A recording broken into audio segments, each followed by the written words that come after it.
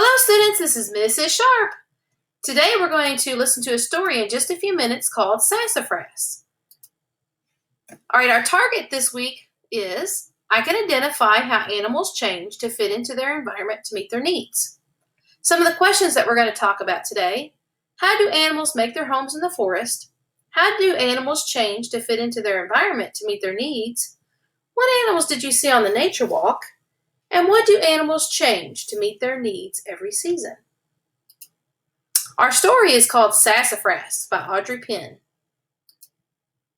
Sassafras hid in the hollow of a big oak tree. "I hope nobody finds me," sighed the sad little skunk. "I hope no one is looking." "There you are, Sassafras," squealed Porcupine. He poked his spiny head into the log and blinked into the darkness. "What you doing in there?" "Hiding," said the skunk. Gray Squirrel ran across the top of the log. "Well, come on out," he called. "Let's go run in the leaves." "You don't want to play with me," said Sassafras, slipping further into the hollow tree. "I might, make a big stink." "Too true," sniffed Screech Owl. She sat high above the others, always on the lookout for danger. "The little skunk can make an awful big smell." "We don't mind, do we?" Gray Squirrel, Porcupine said. "We just want him to play." But the shy little skunk just lowered his head and said nothing. When Porcupine and Gray Squirrel left, Sassafras climbed out of the log and walked to the edge of the willow pond. There, in the still glassy water, he gazed down at his sad reflection. "It's hard being a skunk," he told the bullfrog. "If I had wings like a bird, I could fly away every time someone teased me or called me smelly, old stinky, old funky, old skunk." "Hello, Sassafras," called a clear, strong voice from behind. Sassafras turned around. "Hello, Poppy.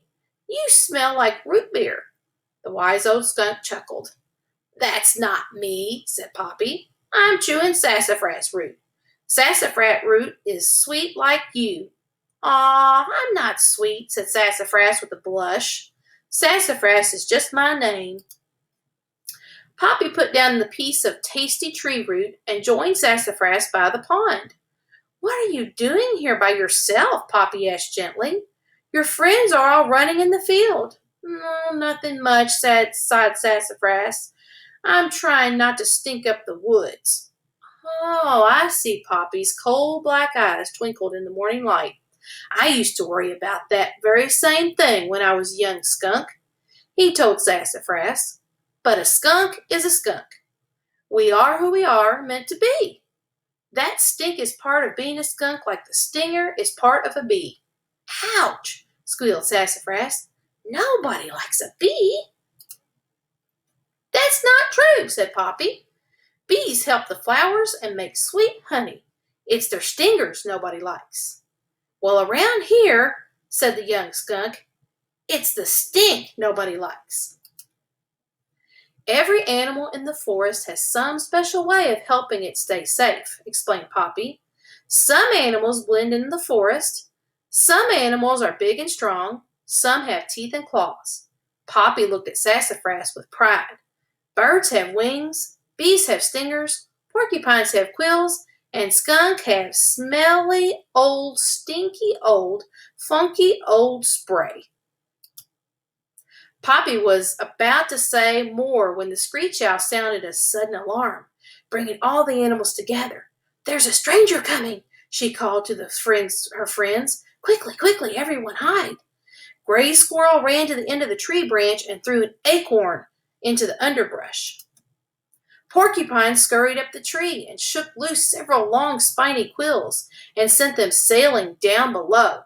And Sassafras stamped his foot and snarled at the sound of the rustling leaves. But when the sounds grew closer, the brave little skunk turned his back to the noise and raised his thick, bushy tail straight into the air and sprayed 2 yellow streams of skunk oil. "Bullseye!" cheered Sassafras, quickly moving away. That should send them running." But instead, the woods grew still and silent. Sassafras watched curiously as the underbrush slowly parted and Gray Fox, new to the forest, stepped out. Gray Fox crinkled her nose at the skunk smell, plucked the stinging quill out of her tail, and rubbed her head where Squirrel's acorn had hit. Gosh, she sighed, I only wanted to play. And with a slow, sad turn and a drooping head, she started to walk away. Please don't go, Sassafras called. He waddled towards the fox and put his soft, gentle paw near hers. We're sorry. We didn't mean to frighten you, but we didn't know who you were. I know, said Gray Fox. I'm not bright and pretty and easy to see like the Red Fox. I don't make loud noises.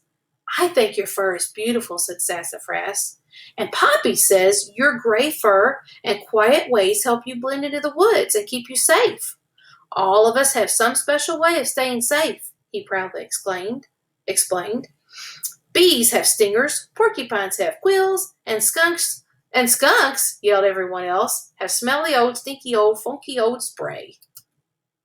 You know, said Sassafras as he and his friends led Gray Fox toward the willow pond, we are who we are. That's the way it should be.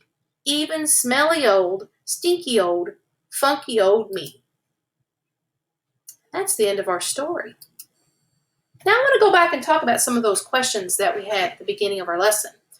What animals did you see on the nature walk or in the story about Sassafras? Maybe you saw some of these animals. A skunk, deer, porcupine, gray squirrel, owl, frog, a gray fox. Maybe you saw more. How do animals make their homes in the forest? Well, I saw a few examples, but I bet you saw even more than I did. Maybe in the old logs or trees or pond or maybe even on the forest floor. How do animals change to fit into their environment to meet their needs? Well, we learned from the story that Sassafras is a skunk, and skunks have a stinky spray to keep them safe. We also learned that porcupines have quills, and that the gray fox blends in with the color of the forest. What do animals change to meet their needs every season? Well, here are some examples. In the fall, deer begin molting because of the changing seasons. Their reddish summer coat turns into a faded gray or brown color as the new winter coat begins to grow. Frogs hibernate in the winter. So today for the seesaw activity, I want you to draw a picture of an animal from the wild and show how they may change or adapt to fit into their environment.